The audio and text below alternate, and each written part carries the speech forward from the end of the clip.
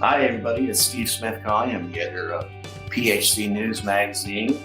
And today I'm joined by Steve Richman. Steve is the group president of Milwaukee Tool. Steve, thanks for coming. How are you doing? I'm doing great. Glad to be here. Glad to be with you. Well, listen, I'm really excited to talk to you. I've been with this magazine 6 years. And so when I first went to your great product symposium, I was just bowled over. I just couldn't believe all the good people that I met, all the great products, how everything was so well orchestrated. We're going to get to that, of course. But I my first impression was just one of awe. I mean, how well everything is done on those. And I know we weren't able to get together last year and maybe not this year too, but man, I am really, really looking forward to getting back up to Milwaukee and getting to that new product symposium. Us too. And the thing I'm most excited about is what you started with. You started with the people. And the most important aspect of our business and what we do every day is really about our people and our culture. And that's really what makes a difference. So you saying that you miss seeing the people and being the people and how impressed you were with the people, that makes us all real proud at Milwaukee Tool. Yeah, absolutely. It just definitely one of my favorite things to attend every year, and looking forward to being able to do it again. Well, listen, Steve, I know, again, from what I've learned about the company over these past 5-6 years or so, when I think of Milwaukee Tool, when I think of you, when I think of that product symposium for that matter, I think of this phrase, disruptive innovation. That's kind of your key phrase at Milwaukee Tool. And, I just know the philosophy itself, the management philosophy itself is from a man named Clayton Christensen, who actually, I think, passed away last year, business consultant, Harvard educator. And, before we get into too much about specifics on Milwaukee, it's probably a good idea if you want to walk us through that philosophy and what it means to you and how it's put in place for the company and everything you do. Well, you talked about Clayton. So Clayton wrote a book called The Innovator's Dilemma many years ago. And the perspective was then and is now that the world is moving so fast that if you are not in a position to disrupt yourself, you will be disrupted. You're going to become the next Blockbuster. Mm-hmm. That's who you will become. And that set the tone 14 years ago when we had a new team join Milwaukee Tool. We were this $450 million company trying to get our identity back. Mm-hmm. And what we really needed to say up front was, how were we going to change the game? And we kind of took Clayton's mantra and said we were going to do that in all aspects of our business. And disruption was absolutely critical to our future success. Mm-hmm. Well, with that in mind, again, when I go to the symposiums, I see probably 80 new tools every year. Is there one or two tools typically used by plumbing and heating contractors that you could walk us through this process of disruptive innovation, and make it real? If you really think about this, everything Milwaukee does is really driven around that disruptive approach. Mm-hmm. And our first piece was 14 years ago, we said we're going to focus around MEP, mechanical, electrical, plumbing end users. And that was the beginning. Not too long after that, we started to say, how are we going to change the game? And we partnered with Uponor. Mm-hmm. And we sat down with Uponor, and their teams and our team sat down together and said, how could we make it easier for the user to be able to do their job from a productivity standpoint and a safety standpoint? And we changed that game in 2010 in a dramatic way. Mm-hmm. With the first product, really driving faster expansions and runtime, design new heads along the way. And we continue to innovate in that kind of approach along the way. And that's a great example of disruption. Mm-hmm. Of how are we really going to solve the problems? If I fast forward to today, we've just launched the MX Fuels sewer drum machine. Mm-hmm. Another great example. Mm-hmm. Breakthrough in productivity and safety. Best in class. Really the first drain cleaner that can assist in deployment. And think about that for a second. Mm-hmm. These machines are over 200 pounds with cables. Yes. And the ability to be able to have our power tread system get you in and out of vans, up and down stairs, And then the execution of the plan from a drain cleaning with a best in class standpoint, that's what makes a difference. And those are two easy examples. Now I could go on. I could talk about the M18 fuel pipe threader. I could talk about the Force Logic press with one key. It goes on and on and on. I can talk about our new nitrous Sawzall blade, which is changing the game in terms of application speed, runtime, durability, in terms of Sawzall blade technology. But that's clearly what we're all about. It's hard to it's probably hard to think of just one product that you guys have created with this philosophy in mind, I'm sure. Absolutely. No question about it. At least it is for me. I'm sure every one of our product managers and engineers, they have a little different perspective because their perspective is it's the one product they worked on, yes, or the first product they worked on, and that's the one they love so much. Yeah, and by the way, I did talk to one of your employees about the new Uponor expansion tool, and spoke also at the same interview with someone from Uponor as well. That'll be in our March issue. I actually just proofread the final pages of that yesterday, so it'll be out it's out the door now, so it'll be posted online, I'm sure, next week on March 1st. So yeah, take a look for that. That's a good thing. And you continue to innovate. That's the thing. It's not like you just come out with a tool in 2010 and then that's about it. So you're always thinking about new things. Well, that's the Milwaukee philosophy. We have dedicated R&D development resources for marketing people, and Corey Dicker leading the team for the marketing and the business side, and Paige and the rest of that team to be able to drive it. And then an entire engineering team dedicated to it. And then, of course, our job site solutions team, which is really partnering with the pros on the job sites, and from training and development, from the training centers to writing curriculum, to working on curriculum, to doing all those things together and earning the right to really become a true partner to the trades. The one hallmark that I think of also when I think of this whole philosophy of disruptive innovation with your company is, of course, the next adage, I guess, that you guys are known for is cutting the cord. So can you walk me back to, it just didn't seem that long ago, really, that anyone would have thought, oh, I'm going to pick up a battery operated Sawzall. It just didn't seem, that's not going to work. I mean, where do you even start on this? How does this begin, where you look into more of the battery technology? How's it all fit together? Well, I think this comes back to a philosophy, right? Mm-hmm. So if we talk about the people that are listening today and we say, how do we drive productivity and safety on the job? How do we really become a solution provider? How do we really help change the game? And then we have advanced development teams and marketing teams that are really working on where that future generation and where that technology is going to be.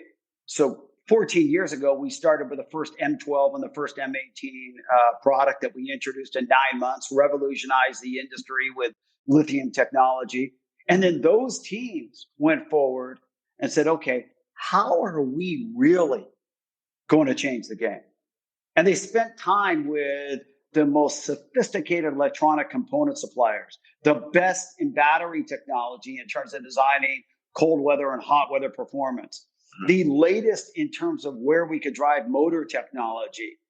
And the viewpoint was, if we could leap forward, invest in the future in all of those aspects, then one day we could deliver a product that could truly eliminate the opportunity to be able to have a cord on a job site from a safety, productivity, and performance standpoint. And that became fuel. That really became fuel. And the endless hours and investment in technology and intellectual property that our teams pull together, the hours that Shane Mall and Paul Fry and Scott Anderson and the rest of the team at Milwaukee did in terms of development, just led us to, launching the first range of product under the fuel platform that really changed the game. I also have to wonder too, considering all the new products that you keep coming out with, is there a plateau that you guys are reaching? Is it the battery tech? Is there a finite point to any of this stuff? Or is it just going to keep going on and on? Because I know there's the battery and then there's the motors and everything has to fit together, obviously. but is there limitations on one or the other or everything? I mean, what are you guys going to keep continuing to do that?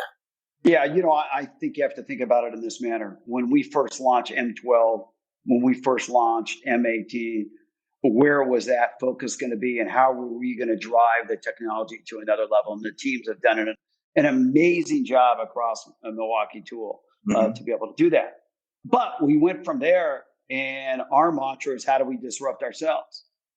That's why, as you said, the original first product that we launched with Uponor, we've disrupted ourselves since that time frame. The first Sawzall has been disrupted with the latest generation of Sawzall. Our Sawzall blades, the nitrous carbide blade, is disrupted where we were. The pack-out storage system has disrupted transportation in a van, on the job site, off the job site.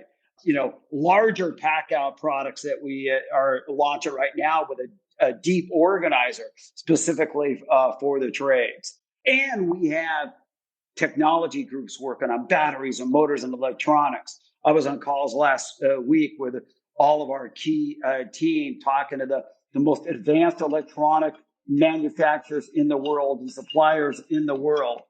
And that really did one heck of a job in terms of driving what we needed to drive, and allowed us to be able to win along the way. It keeps going and going, I assume. It has to keep on going and going. There's not an option. There's not an option. And that's what led to MX, right? Yeah.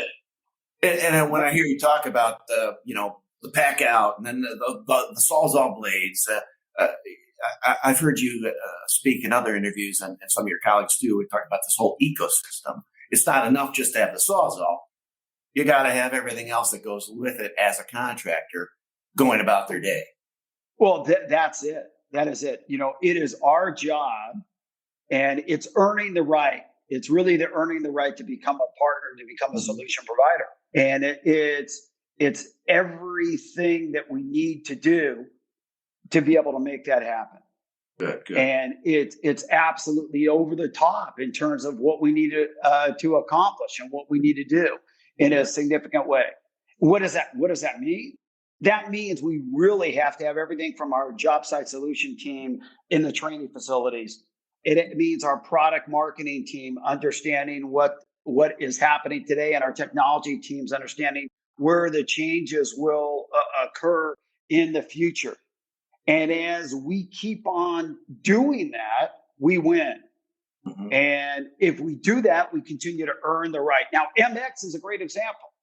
MX is the opportunity to be able to take and change the game in a significant way on each and every job site, and take gas, power, and turn it into cordless technology in a significant way. And that's our viewpoint. It never ends. Absolutely never ends.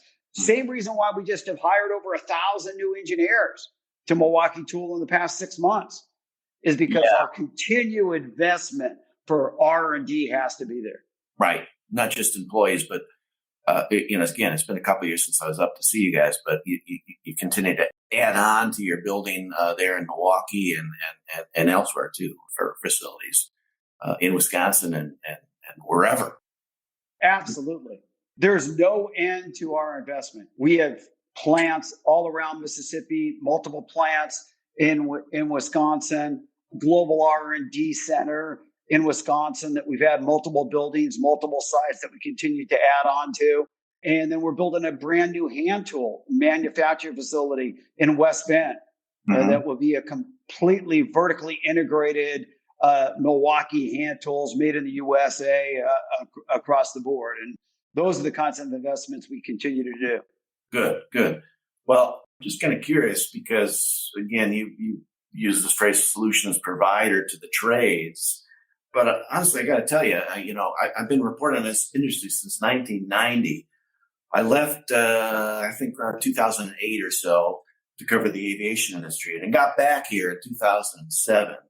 And so 2007 would have been the first time I had gone to see up to Milwaukee to see the new product symposium. And honestly, obviously I knew the name brand Milwaukee Tool, that was well known, but I don't remember prior to my departure that you guys were a big player in the PHC marketplace.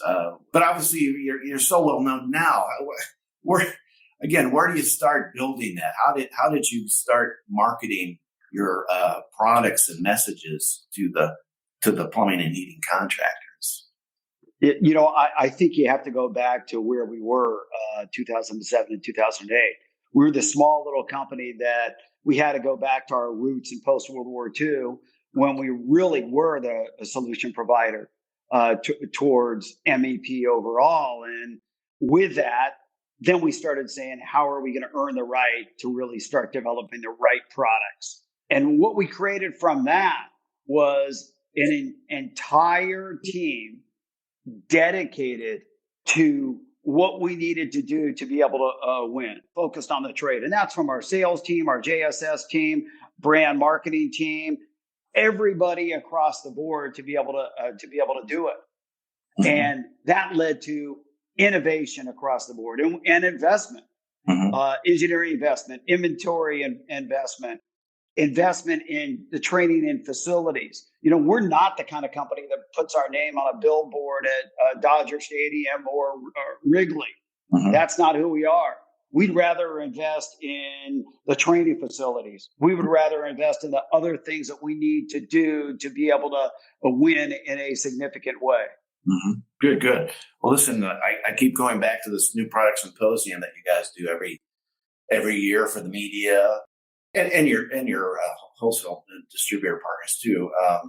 But my first impression again was always the fact that you not only had all these great new tools, but you had all these great product managers and other Milwaukee Tool employees, being able to seemingly off the cuff talk about their products that they were demoing for us, and not tripping over the words or anything. And I know that just doesn't happen. So how do you just go about creating this culture of excellence that you obviously have done? Where do you start on this? Well, first of all, if you really believe that the bookends to success of any company are people and culture, then you're going to invest in your people. Yeah. And at Milwaukee Tool, we clearly believe, and I'm fortunate. I'm extremely fortunate today that I get to be able to be in a business where our executive team, our key leaders throughout the company, our senior leaders have been together for 10 and 14 and 15 years. I'm fortunate that our leadership team is aligned on the culture. I'm very fortunate that our team, all of us believe that people are our biggest asset. So what does that mean? That means we need to train and develop those people. We need to invest in them from an engineering standpoint or from a marketing development standpoint, or from our job site solutions team at making them understand every single aspect of the trade that they're focused in. And training and development to us in all different aspects is absolutely essential for our success of today and our success in the future. And that leads us to having the right kind of people that really understand first and foremost that if we don't understand the user, then we're not going to be able to develop solutions that are going to change the game for productivity and safety on the job any single day. And I'm just kind of curious, are there any day-to-day activities at Milwaukee? Again, it's probably very difficult to get everyone together in these COVID times, but if you were a new employee, for example, walking in the door for the first time at Milwaukee Tool, how do you get trained in thinking this way? Are there regular meetings? What takes place? I'll be the first to say that COVID has made it challenging for all of us, right, across the board. And we saw that in March and April and in May and in June. And number one, all of our senior leaders throughout the company, our leaders like Scott Keeson or Kirby or the people that deal with our sales and JSS team, Bill Hughes and Daryl Hendricks and Jamie Christian and all of them, they were relentless with our sales organization, our JSS teams and our service teams, making sure that the communication every single day. So we go from broad, the senior leaders in the company, all the way to the various teams that are out on the field. And we do the same thing in the engineering front or the marketing front across the board. Mm-hmm. The same time, the most difficult challenge is clearly as you're hiring as many people as we've hired since July, when we decided to attack the market again and hire hundreds and thousands of people. And what that meant is that the level of onboarding that we had to do had to go to the next level. And that meant Teams calls galore. We do a big goal meeting. Every new employee that joins Milwaukee Tool that's non-hourly goes through this big goal meeting, and we talk about where we were, where we are today, what makes a company go bad, and what our strategy is, and why our users are the most important element for our success, not only today, but for the future. And that the two bookends of success are really people and culture. And that's the philosophy that all the leaders throughout the company have. And that's clearly what makes the difference. Mm-hmm. Well, listen, you talked a little bit about, what happened last year with the advent of COVID, but what's going on this year? What do you see happening? I mean, are you guys able to get together at Brookfield now at the headquarters, or are you still kind of working remotely? What's the plan for the year ahead? From day one, we put in the approach that safety first for our employees was number one. Mm-hmm. Our team members, number one. That was it. So proper social distancing, masks, all of that had to occur.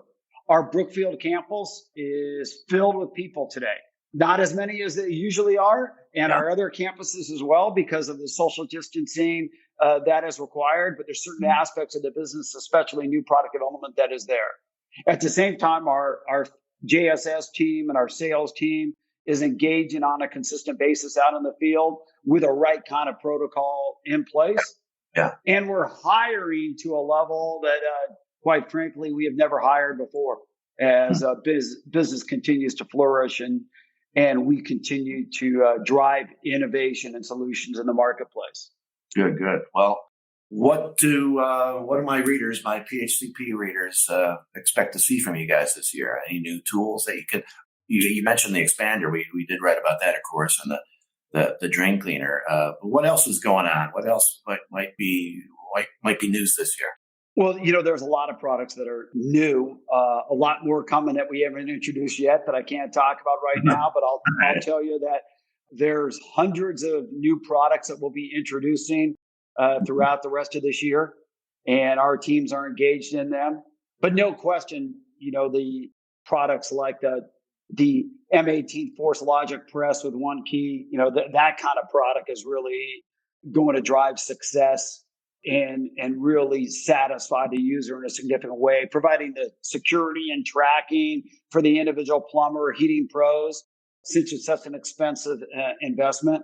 And at the same time, drive calibration, service intervals, understanding of what those are with such clarity that has never been done before. The M18 fuel pipe threader, at one time that was viewed as out of reach in terms of technology. Would it ever be able to be done? And that's clearly changing the game in a significant way. And these, as the competitive set is called Pony, these are really going to change the game in terms of the technology that we can put in the product. We already talked about the sewer drum machine. We also have some other new areas. We have a comprehensive line of aluminum cheaters, pipe wrenches. So that will change the game, and we're excited about what that will do, as it will disrupt the entire current steel market and allow the user to be able to use our product very easily. Construction helmets. We'll be launching an entire array of construction helmets made in the USA in our Milwaukee factory in Wisconsin, all vertically integrated, latest technology, best in class performances, part of our array of being the leader in safety overall, but also safety products. And the list goes on and on. Yeah. We're committed in the accessory part of our business, in the core power tool part of our business, in the hydraulics, press part of our business. as well as in storage, such as pack out in our hand tool categories and in our safety categories to be best in class. Mm-hmm. You mentioned briefly, Steve, the hand tools division.